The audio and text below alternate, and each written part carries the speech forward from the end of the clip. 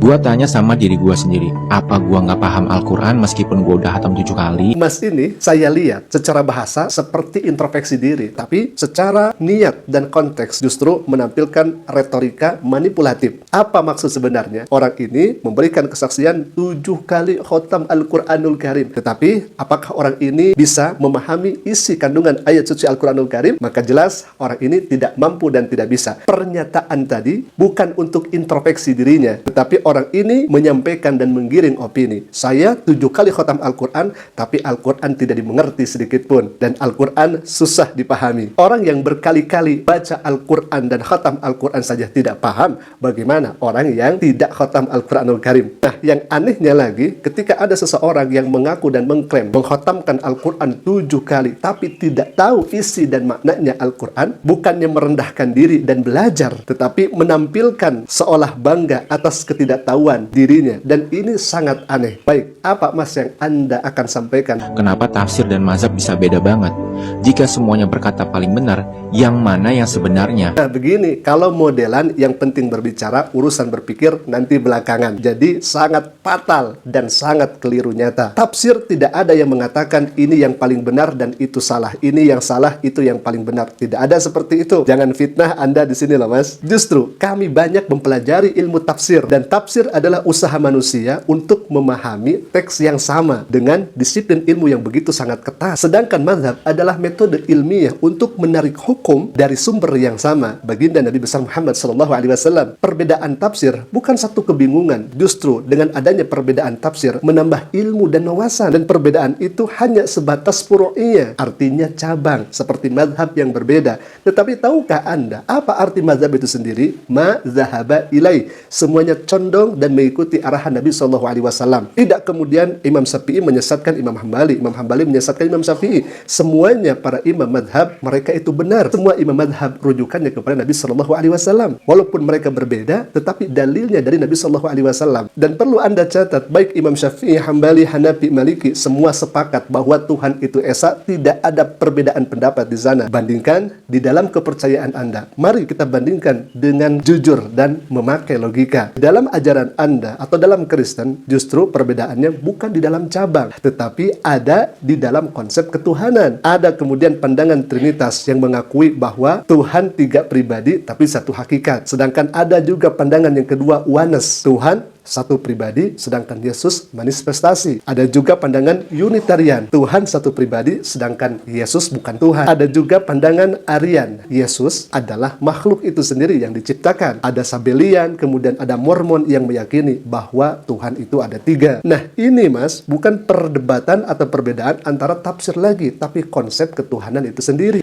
Tidak ada dalam Islam, baik ulama tafsir ataupun ulama madhab, mereka berbeda pendapat terkait Tuhan, terkait Allah. Imam Syafi'i, Hanafi, Hambali, Maliki, semua meyakini bahwa Tuhan itu esa. Tidak ada yang mengakui bahwa Tuhan itu makhluk atau salah satu dari 3, 3 dari 1. Jadi siapa di sini yang, mohon maaf dalam kutip, membingungkan? Kalau Anda mengatakan tadi di awal bahwa ada perbedaan tafsir dan madhab, terus Anda mengatakan mana yang benar? Justru semuanya benar dan bisa dipertanggungjawabkan. Tidak ada dalam keilmuan tafsir seperti Syekh Jalal yang menyusun tafsir Jalalain menyalahkan Ibnu Katsir. Tidak ada kemudian Ibnu Katsir menyalahkan Imam Qurtubi. Tidak ada kemudian Imam Qurtubi menyalahkan tafsir Munir. Justru mereka saling menghargai dengan keilmuan yang mereka miliki. Tidak ada yang menyesatkan satu dan yang lainnya. Terus apa yang Anda bingungkan? Perbedaan madhab justru bukan menjadi kebingungan. Anda melihat terjadinya perbedaan madhab, kemudian Anda bingung.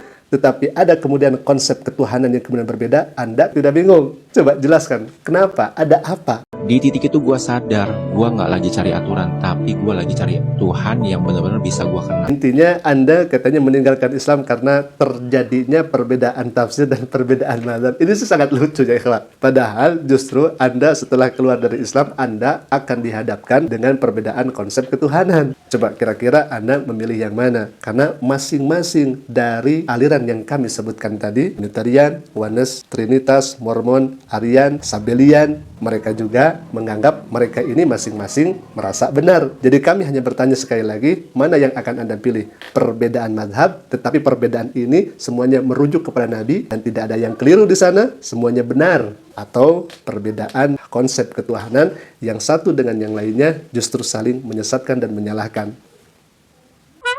Gua pikir dulu Alkitab itu cuma kisah yang udah diubah-ubah oleh manusia. Perbedaan Alkitab jadul 1965 dengan Alkitab cetakan modern.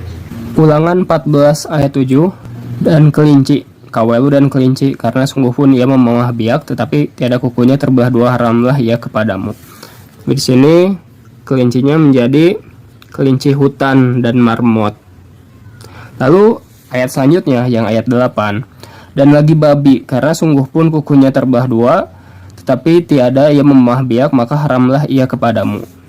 Sedangkan di sini yang babi jadi babi hutan. Mazmur 51 ayat 2, pada masa Nabi Nathan sudah datang mendapatkan dia, kemudian daripada Daud berbuat zina dengan Batseba. Selain di sini, ketika Nabi Nathan datang kepadanya setelah ia menghampiri Batseba. Markus 7:19, karena itu bukannya masuk ke dalam hati, melainkan ke dalam perut, lalu keluar ke dalam jamban. Dengan demikian membersihkan segala makanan itu. Dirubahnya jadi ini. Dengan demikian ia menyatakan semua makanan halal. Ulangan 14:18, dan laklak dan kuntul sejenisnya direvisi jadi burung ranggung dan bangau. Tambahannya ya, ini di Alkitab tahun 1960. Dan laklak dan kon, ya, di zaman ini nama kon ini sejenis burung ya, jadi bukan yang kita kenal selama ini. Wahyu 21 ayat 6, firman Yahweh kepadaku, semuanya telah terjadi, aku adalah Alfa dan Omega. Sedangkan di kitab lama tahun 1965, aku inilah Alif dan Ya. Safara Rasul pasal 18 ayat ke-21, melainkan sambil meminta diri ia berkata insya Allah. 22 menghilangkan tulisan Ka'bahnya di sini guys. Nanti kita cek guys, saya punya data satu lagi di Alkitab tahun 1941, di situ masih tertulis Ka'bahmu guys. Ka'bahmu.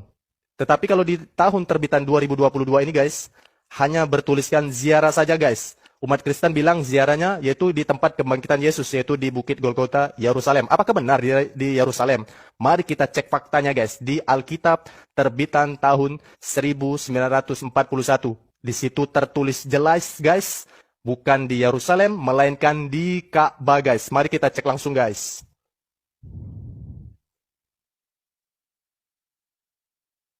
Inilah orang yang kuat, ya, adalah dalam engkau, dan hatinya ada pada dalam raja. Ka'bahmu